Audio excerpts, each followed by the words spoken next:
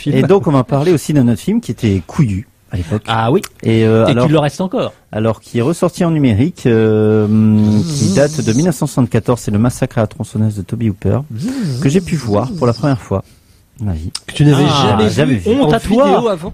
Chez Mais René non, Château. c'est pas honte à moi, parce que justement, c'est aussi un plaisir de pouvoir découvrir des films salle. cultes en salle. Alors, Et non, j'avais vu quand j'étais un peu plus jeune, j'avais vu le remake qui n'est pas si déshonorant de Marcus Nispel, oui. qui était pas si déshonorant.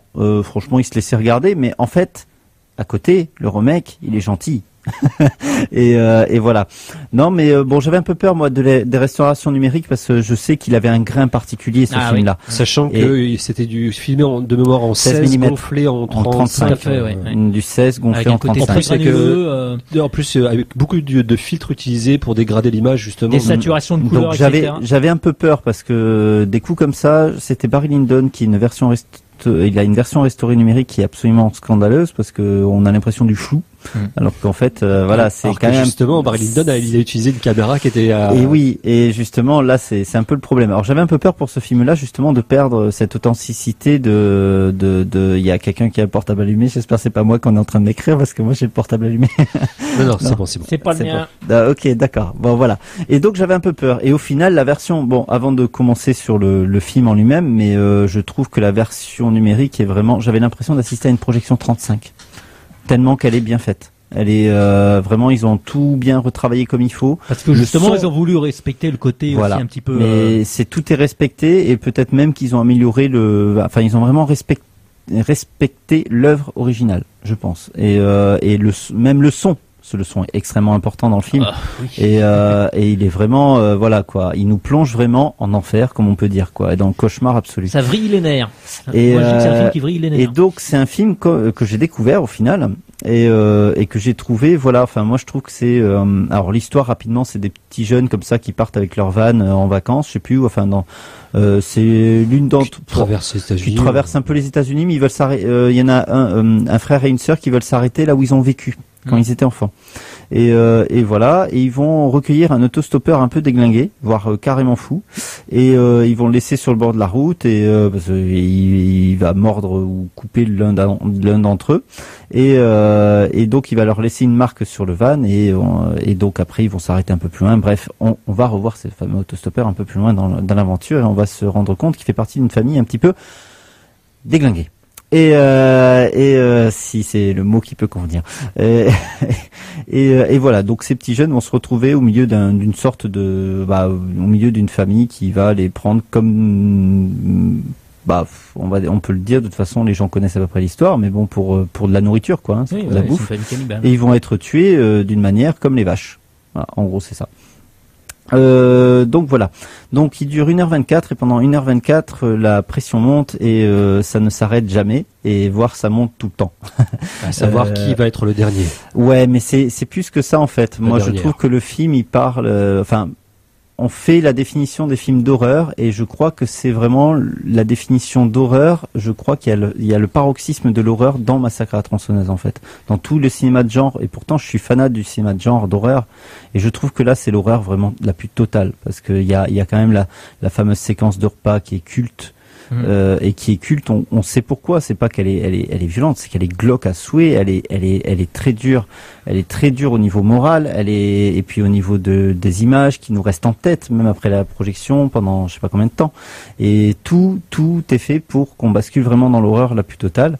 Et j'étais sur le cul à la fin, moi. Et voire même le gore, puisqu'en fait sans ce film, il y aurait alors le gore, il est quand même hors champ. Moi, je trouve qu'il s'agit plus de violence mais je morale. pense que sans ces films-là, il n'y aurait pas eu par la suite toute la veine en fait.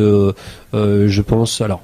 Argento, c'est quand même voilà, mais voilà, tous les films américains de cette veine un peu horrifique, un peu gore, vraiment malsaine avec les. Je pense que s'il y aurait pas eu Takashi Miike non plus, oui, il n'y aurait pas eu. Je crois. Je suis d'accord, mais le film gore, je sais pas si je le mettrais à ce point parce que le premier meurtre. Oui, mais c'est gore pour. Massacre à la tronçonneuse, on l'a effectivement présenté comme un film gore. Il faut resituer ces films comme Wes Craven avec La dernière maison sur la gauche, La nuit des morts vivants de Romero. C'est pas tant des films d'horreur, ça parle du malaise de la société. Oui, aussi. Alors, juste une question. Je pense que dans le cinéma américain, il y a un cinéma post-Kennedy, après 63, où il y a justement une évolution du traitement de la violence, même en dehors de l'horreur, c'est-à-dire Peckinpah, Penn, que ça soit dans le western, dans le policier. C'est une expression d'un malaise. On passe par un côté cathartique de la violence, et je trouve qu'il y a une dimension politique. Je pense que la nuit des morts vivants, le fait que ça soit un noir qui se fasse tuer à la fin, il y a bien sûr en arrière-plan la question de la guerre du Vietnam, le racisme et tout. Là, on est quand même. D'ailleurs, s'en expliquait Toby Hooper pour Massacre à la tronçonneuse. Il disait que ce qu'il avait incité à faire le film, c'est qu'il avait pris conscience combien les Américains étaient désillusionnés à cette période-là. Et il faut savoir quand même que c'est une famille de rednecks qui sont au chômage et qui parce que l'abattoir a fermé. Oui, voilà. Oui. C'est le chômage, c'est les jeunes tombent en panne d'essence, c'est la crise pétrolière en fait à ce moment-là. Oui. C'est que ça en fait. Mais juste une question d'ailleurs. Délivrance, c'était avant ou après? C'est après. C'est après Délivrance. Non, c'est avant. C'est avant Délivrance. Ouais. On va vérifier. C'est 72. Non, mais après, le qualificatif de gore, moi, je vais plus appeler ça de la violence, en fait, tout court, mais de la violence crue.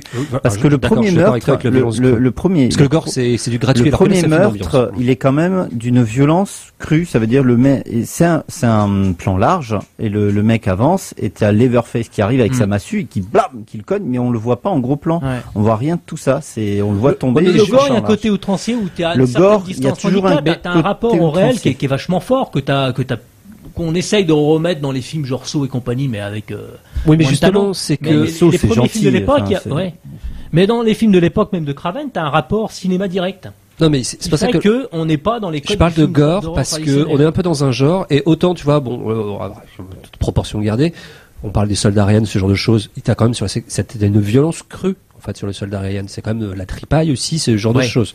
Là, il y a quand même aussi l'aspect, alors certes, il y a pas autant de tripaille, mais il y a quand même justement Leatherface qui est là. S'il n'y avait pas eu Leatherface, on n'aurait pas été dans le côté un peu maniaque, tu vois ce que je veux dire? Le côté un peu personnage de film, un peu à la Halloween, Freddy Serial Killer, tu vois, qui est masqué, Si on était resté sur la famille de redneck, pas propre sur eux, mais voilà, qui n'avait pas de caractéristiques, de maniaque, on serait resté, enfin, c'est quoi ce film là, Chetam, non, le film français qui reprend un peu absolument ignoble ce truc là avec Cassel qui nous fait du pseudo de Niro. Oui, non, mais ce que je veux dire, c'est que là, dans ce film-là, on est dans ce côté-là. Il y a pas de. C'est Kim Chapiron. Ils sont pas masqués, ils sont pas, il y a pas une sorte de, on va dire, de personnage iconographique ou iconique. Voilà, Leatherface avec son masque en peau humaine et sa tronçonneuse, c'est un personnage iconographique. Tu peux le mettre sur des affiches, tu peux en faire n'importe quoi. Oui. C'est ce que je veux dire. Oui, c'est iconographique. Alors que là, dans une violence crue, et même c'est quand même plus effrayant la violence crue avec des gens qui ressemblent aux gens du quotidien plutôt que justement le côté maniaque. Et puis là, en plus de ça, c'est qu'il a pas pris de comédiens connus, il y en a aucun, c'est des non professionnels et voilà, donc il y a pas d'identification sauf l'identification directe comme nous et moi quoi. Et voilà, non mais après ça reste d'une redneck quand même. Oui. Tu vois, c'est comme dans Délivrance, t'as quand même un peu de mal quand même à l'identification sur le redneck dans Délivrance. D'ailleurs, à ce titre, je rappelle qu'il y a un très bon ouvrage qui est sorti chez l'éditeur Roche Profond, qui est consacré au cinéma l'Amérique des rednecks, justement par le biais du cinéma de genre. À ce qui paraît, c'est assez passionnant à lire. Donc pour ceux qui. Mais je trouve que Massacre à la tronçonneuse aussi, parce que moi j'ai lu quand même pas mal de trucs, je me suis un peu renseigné. Alors c'est vrai que c'est un peu, on dit avec Leatherface, effectivement, c'est le slasher movie. Mais je trouve aussi qu'il y a le fameux, je trouve qu'il y a aussi des films qui font référence aussi à Massacre à la tronçonneuse. Et pour moi, je considère aussi que c'est un des premiers found footage. Parce que ils te font croire que c'est une histoire. Regardez, ça s'est réellement passé. Dès le début, il y a des intertitres. Et le found footage, avec Blair Witch, par exemple, c'est un peu ça s'inspire du personnage d'Edgen, qui avait inspiré déjà Psychose. Et en fait, je me rends compte que Blair Witch est quand même une référence à Massacre à la tronçonneuse, entre guillemets, avec les petits trucs, les jeunes le premier, je crois. Ce serait plutôt Cannibal Holocaust à la limite. Oui, non, mais je te parle pas du premier found footage, mais je veux dire au niveau des références, tu vois, et je trouve que Massacre à la tronçonneuse, c'est entre slasher et found footage. D'ailleurs, Chloé est d'accord, je pense. Ouais, mais non, parce que là, vous parlez c'est très très genre et tout ça, donc c'est vrai que moi, il y a des mots que je comprends pas. Found footage, c'est les caméras à l'épaule, tu sais, où ils se filment, tu vois. Bah, faut dire caméra à l'épaule, c'est plus simple. Voilà. Et même s'il y a pas ça, dans Massacre à la tronçonneuse, il y a pas ça. Cannibal Holocaust était considéré comme un snuff movie. C'est pas pareil. Ça, je sais ce que ça veut dire. Oui, mais des bandes qui avaient été retrouvées. Oui, d'accord. Oui, non, ils l'ont fait passer pour un snuff movie. Oui. D'ailleurs, le snuff movie. Alors là, on va rentrer dans les détails. Non, mais le snuff movie, il y a une intention là de filmer, alors que là, entre guillemets, les cannibales sont filmés à leur insu. Quelque part, tu vois ce que je veux dire? Ouais. Donc c'est pas vraiment l'intention, l'intention n'est pas derrière. Mais bon, bref, même si dans Massacre à la tronçonneuse non plus, il n'y a pas cette caméra subjective non plus, quoi. Hein, il y a des plans un peu subjectifs. Vous savez ce qui a déterminé l'usage de la tronçonneuse? Parce qu'au départ, il aurait pu prendre, je sais pas, Massacre au piolet ou etc. Il se baladait dans un supermarché, je crois, c'est ça? Il y a ça, mais il considérait, vu que c'était un petit budget et qu'il avait pas beaucoup de fric pour allouer à la musique, il considérait que le bruit d'une tronçonneuse pouvait convenir à être utilisé comme une bande son musicale. Et c'est vrai, de toute façon, même il n'en a pas besoin parce qu'avec les cris de la fille à la fin, etc. Mais c'est vraiment il y a un crescendo. Ça s'arrête pas. Hein. D'ailleurs, je me demande comment si elle a pas fini folle, la pauvre. Ben, elle a fini avant de mourir. Elle a rejoué dans le Massacre à la tronçonneuse 3D. Non, ouais. Dans le, attends, je vais te dire. Oui, Texas Chainsaw 3D en 2013. Oui, elle a eu le temps de récupérer, quoi. Ouais, elle a eu le temps de récupérer. Mais je pense que tous les comédiens c'est addict, elle a recommencé. J'avais entendu une interview de Toby Hooper, justement, il en parlait de l'actrice, là, il y a ses crédits qu'il avait vraiment épuisé parce que, pour qu'elle donne vraiment, mais elle donne.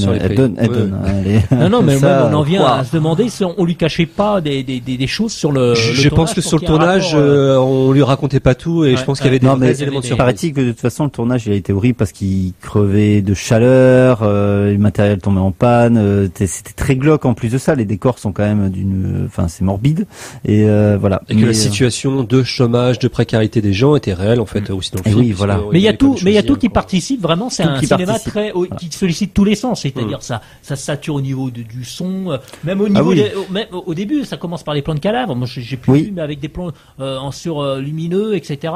Faut savoir que son premier court-métrage, c'est une expérience, c'est censé représenter une expérience quand tu prends du LSD. Et il y avait un côté très expérimental, etc. Mais après, c'est vrai que Toby Hooper, c'était vachement prometteur, mais on l'a perdu après. Ouais. Il n'aurait plus rien fait. Alors qu'on sait ensuite que c'est pas lui qui a fait Poltergeist. Ça fait mal. Papa, je vais dire Papa Lucas, non, c'est Papa Spielberg qui a repris la main sur le tournage et qui l'a pas laissé. Mais Massacre à la tronçonneuse 2, ceci dit, il y a de très... mais lui, par contre, paraît-il qu'il retombe plus dans le gore. Ah oui, il est obligé parce que c'est un début qui s'est découpé en deux. Et c'est très drôle de voir Dennis Hooper avec son Stetson et puis avec ces deux tronçonneuses en guise de flingue, quoi. Enfin, j'aurais juste une chose quand même, c'est que on parle de slasher movie et puis de snuff movie, mais derrière quelque part il y a quand même, à la différence de tous ces films, c'est que ce soit la maniaque ou les autres personnages, généralement ils sont maîtres entre guillemets de leur destin, ils ont fait le choix. Dans ce film, c'est aussi ça aussi qui dénonce, c'est que ils ont beau être cannibales, ils ont beau être quand même des tortionnaires aussi, ils sont quand même victimes quelque part aussi, ils sont victimes de c'est en ça aussi qui dénonce, c'est que ce sont des gens qui sont victimes de la société, les rednecks en premier lieu, et ces jeunes qui finalement sont victimes de la société puisque c'est la société qui, de par en fait ce qui se passe, la crise pétrolière va les abandonner, Mais c'est cela que le film a une dimension, je trouve, un message. Ouais, donc on est d'accord, mais en tout cas, moi je trouve que nos films d'horreur actuels, ils peuvent aller se rhabiller. Ils peuvent aller se rhabiller quand on voit celui-là. Hein. Voilà. Enfin voilà. Et je trouve qu'en plus il y a des petites séquences qui ont sûrement vieilli, mais enfin qui ont quand même un petit peu vieilli. Et par exemple, j'ai pu voir Chromosome 3 dernièrement de David Cronenberg. Le propos est intéressant, mais il y a des choses qui ont franchement très vieilli, et alors qu'il date à peu près de la même époque. Et là, celui-là, il a une ou deux scènes qui ont un petit peu mal vieilli, mais sinon le reste, il fonctionne impeccablement jusqu'au bout, quoi. Mais c'est vrai. Même les premiers films de Cronenberg, je pense à Rage et Frisson. De toute façon, tout cinéma d'horreur des années 70, je pense qu'il y a vraiment une dimension très engagée, je trouve, de par le regard porté par les. Alors que maintenant, il n'y a plus ça. Ouais. Maintenant, et Wes Craven, son premier, La dernière maison sur la gauche, mais qu'est-ce que c'est glauque aussi ce film-là, je le mets au même rang que Massacre à la tronçonneuse. Donc on est d'accord, Massacre à la tronçonneuse, c'est très bien de L'entre de la folie, aussi, qui a un côté un peu malsain et gore. C'est beaucoup plus tardif aussi, ça. 87, 88 93. 93, j'aurais dû 93. Avec un petit côté Lovecraft. Il est 21h50. Lovecraft. Oui. Alors, Massacre à la tronçonneuse, vous pouvez plus malheureusement le revoir parce que le luxe l'a dit. Mais si vous pouvez, en tout cas, le voir dans cette version restaurée, je vous le conseille. Voilà, conseil.